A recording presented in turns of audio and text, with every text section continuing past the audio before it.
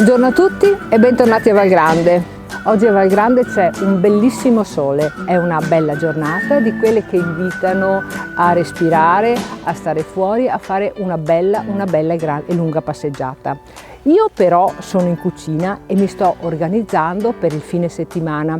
Infatti noi siamo operativi con i nostri menù da asporto o per la consegna a domicilio.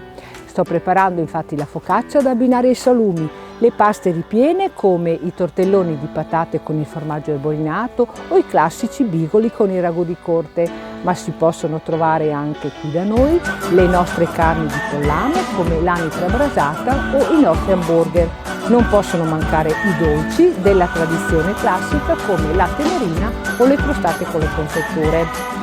Realizziamo anche per voi supernotazione, pasta fresca, dolci o altre tipologie di preparazioni, magari per i menù vegetariani, quindi per quelle persone che in questo periodo decidano di non mangiare la carne. Se siete interessati o se siete curiosi, vi invito a continuare a seguirci attraverso i contatti che troverete nelle nostre pagine social o che troverete nelle pagine del nostro sito.